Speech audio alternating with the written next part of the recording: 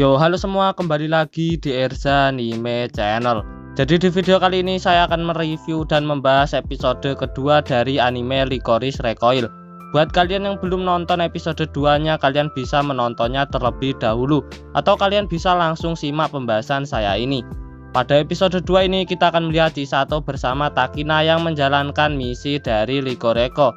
Tak ketinggalan juga pastinya aksi tembak-tembakan dari mereka. Jadi tanpa berlama-lama lagi, yuk mari simak review dan pembahasan ini. Tapi sebelumnya, buat kalian yang belum klik tombol subscribe, untuk klik tombolnya terlebih dahulu agar dapat membantu saya mengembangkan channel ini. Dan jika sudah, langsung saja kita mulai pembahasannya.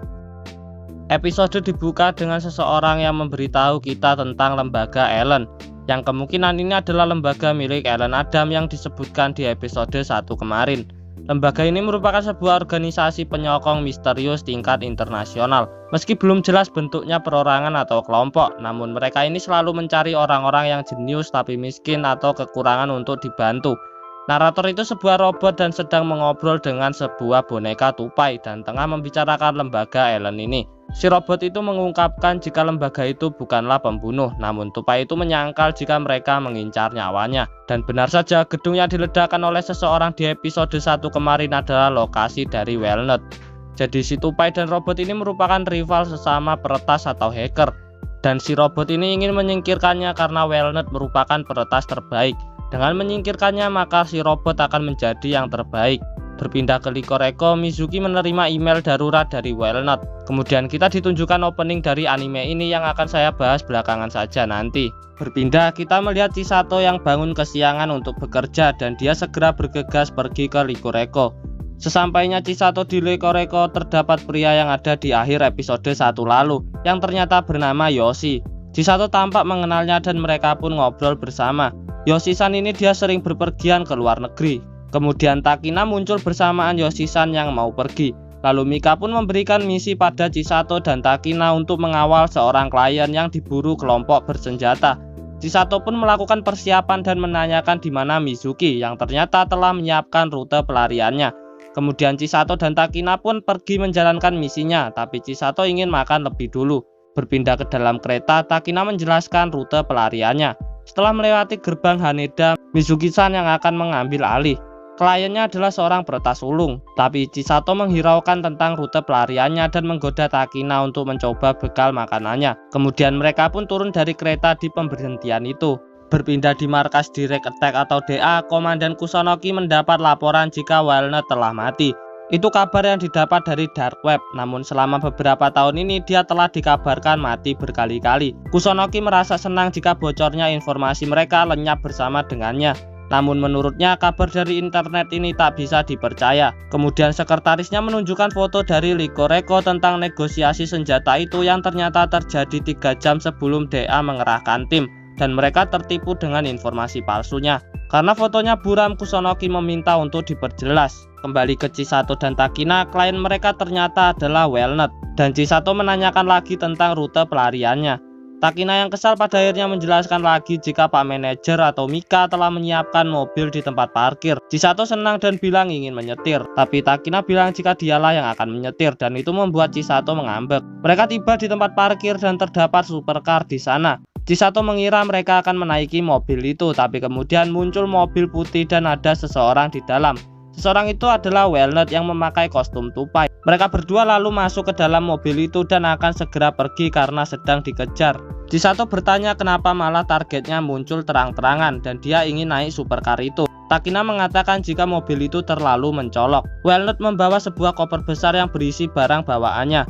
Di dalam mereka berbincang-bincang sambil menuju ke lokasinya dan akan berganti mobil lagi. Di tempat lain, robot kesal pada pembunuh yang telah dia sewa karena tak becus dan kehilangan jejaknya. Kembali ke mobil Walnut, mereka salah rute yang ternyata mobilnya telah diretas oleh Roboto dan akan terjun ke laut. Walnut berusaha untuk memutus koneksi peretasnya agar bisa lolos dan kembali ke rutenya lagi. Selain itu, mereka juga diikuti oleh drone dari belakang. Mereka berniat untuk menyingkirkannya. Kemudian kemudinya berhasil diambil alih. Chisato menembak kaca mobilnya dan Takina langsung menembak ke drone tersebut. Tembakannya banyak yang miss karena tengah melayang. Namun akhirnya drone-nya tertembak dan mobilnya berhasil berhenti tepat sebelum akan terjun ke laut. Mereka pun akan keluar dari sana, sementara mobil para pembunuh itu telah mengamati mereka dan Chisato menyuruh untuk bersembunyi terlebih dahulu. Robota masih mengintai dengan drone yang lain dan memberikan arahan pada pembunuhnya. Chisato mengarahkan yang lain untuk bisa keluar dari sana. Lalu para pembunuh itu tiba. Takina yang membawa koper tertinggal di belakang dan dia menggunakan koper itu sebagai tameng dan Chisato pun langsung beraksi melumpuhkan para pembunuh. Mereka pun bertempur. Walnut kesal kopernya dijadikan tameng dan Chisato menyuruh untuk jangan melakukan itu. Tapi Takina berkata untuk jangan sembarangan memerintah. Lalu Takina yang masih bertahan, tembakannya berhasil mengenai ketua mereka. Sementara itu Chisato berhasil melumpuhkan salah seorang pembunuh yang akan menggunakan granat. Selanjutnya Takina bersama Walnut muncul bersamaan dengan pembunuh lain yang akan menembak. Takina yang melihat itu menahan Walnut agar tidak berjalan menuju ke arah Chisato, dan Chisato berhasil menghindari semua arah tembakannya dan balik menyerangnya dan berhasil dilumpuhkan. Takina tak percaya melihatnya. Lalu Chisato juga melumpuhkan ketua mereka yang berniat akan menembak. Ketua itu tak bisa apa-apa lagi karena dia telah terluka dan Chisato pun menolongnya. Tapi Takina berkata untuk segera keluar dari sana sebelum bala bantuan datang. Namun Chisato menyuruh untuk pergi duluan dan dia sedang merawat orang itu dan akan menyusul nanti. Lalu orang yang tengah dirawat itu tak mengerti dengan yang dilakukan gadis ini dan mengira apa dia tengah dikerjai. Chisato berkata dia sedang melakukan pertolongan pertama dan bertanya pada orang itu hari ini akan makan malam dengan siapa. Orang itu menjawabnya dengan keluarganya dan Chisato berkata enaknya.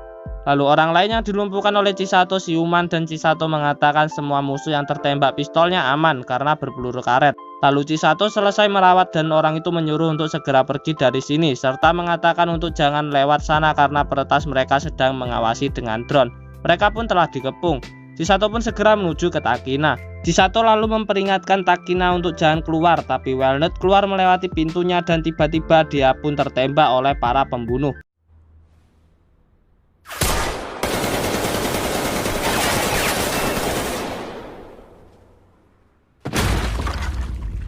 Para pembunuh itu menghubungi ketua timnya dan bertanya apa pengawalnya juga harus dibunuh.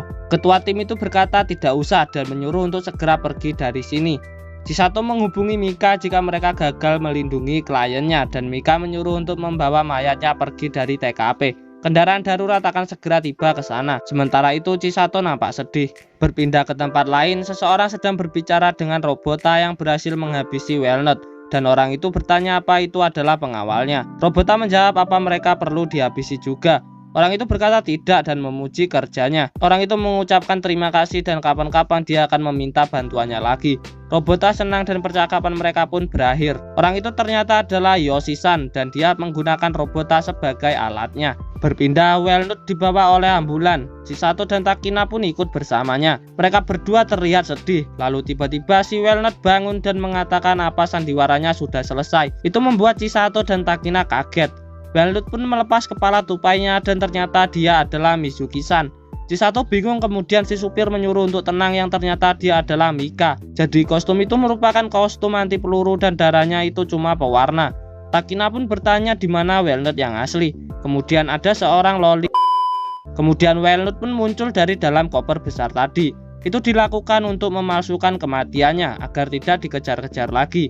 Itu adalah strategi yang dirancang oleh Mika. Walnut memuji Chisato dan Takina karena berhasil menyelesaikan masalah tak terduga. Sementara Chisato masih bingung yang artinya ini sesuai rencana dan semuanya selamat.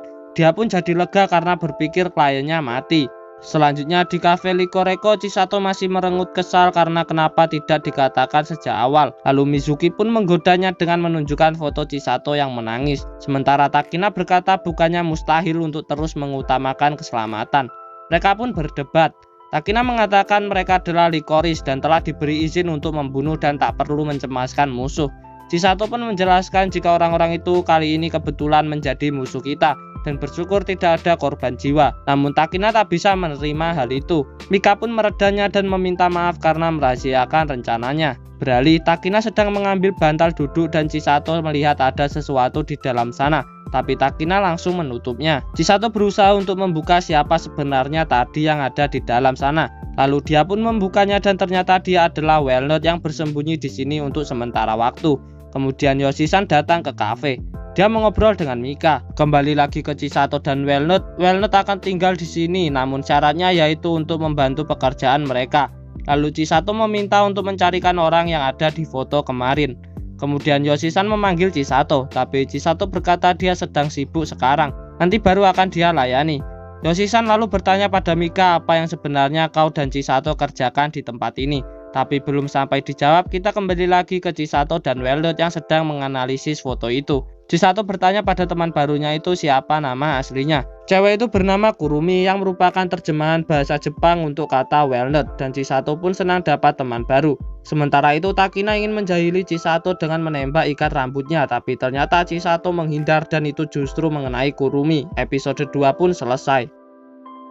Seperti itulah cerita dari episode 2 Licorice Recoil, di mana akhirnya diungkap siapa Weldon dan pria yang mencurigakan di episode 1 kemarin. Pada episode 2 ini Chisato dan Takina mendapatkan misi untuk melindungi hacker Weldon ini.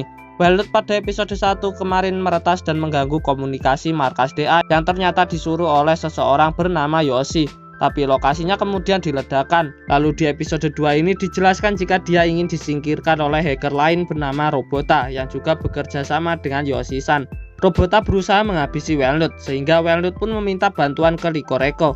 Hingga akhirnya mereka berhasil mengelabui Robota jika Weldon sudah mati tertembak. Dan identitas dari Weldon ini bernama asli Kurumi. Lalu sekarang kita akan bahas si pria yang sangat mencurigakan, yaitu Yoshi-san. Dia terlihat mengenakan pin jimat lembaga Ellen. Tadi juga sudah dijelaskan tentang organisasi ini. Mereka mencari orang-orang jenius yang kondisinya miskin atau kekurangan untuk mereka bantu dan dijadikan pengikut. Masih belum diketahui apa tujuan sebenarnya organisasi ini. Selain itu juga Yoshi-san ini sangat dekat sekali dengan Mika dan Chisato. Apa hubungan mereka bertiga sebelumnya? Ini mungkin akan berhubungan dengan yang ditunjukkan di openingnya. Untuk opening anime Licorice Recoil ini dibawakan oleh Clarice dengan judul Alive. Lagunya lumayan bagus, terutama beatnya, dan tentu saja visualnya juga. Pada openingnya ini menampilkan para gadis-gadis Licorice dan sebuah cuplikan ledakan yang terjadi di menara radio. Dan terlihat di sana ada seorang pria dan wanita berambut merah yang kemungkinan mereka adalah Komandan Kusonoki dan Mika. Nah, untuk menjawab tentang hubungan ini semua nanti akan ada videonya sendiri yang terpisah. Pada video tersebut saya akan memberikan teori tentang konflik cerita di anime ini. Selanjutnya di episode 2 ini kita diperlihatkan lagi alasan kenapa Chisato tidak mau musuh-musuhnya terluka karenanya. Tapi berbeda dengan Takina yang masih memiliki pandangan jika siapapun musuhnya mereka harus dibunuh. Karena itu adalah tugas dari Licorice. Dan mungkin dari sini juga alasan kenapa Chisato keluar atau tidak bekerja secara langsung dengan DA lagi. Untuk lebih jelasnya ini nanti pastinya akan diungkap pada masa lalu dari Chisato. Dan ya, Licoreko kedatangan karakter baru lagi yaitu Kurumi atau Weldon yang bertugas sebagai hacker dan menambah keseruan di kafenya. Untuk komedi di episode ini lumayan. Aksinya juga cukup seru dan tentu saja energi yang diberikan Chisato kepada para penonton itu benar-benar dapat membuat kita semangat waktu menonton. Oke, seperti itu saja untuk review dan pembahasan episode 2 anime Licorice Recoil ini. Subscribe jika kalian suka pembahasan dari saya, like jika kalian suka videonya, share juga ke komunitas kalian, dan sampai bertemu di video saya selanjutnya.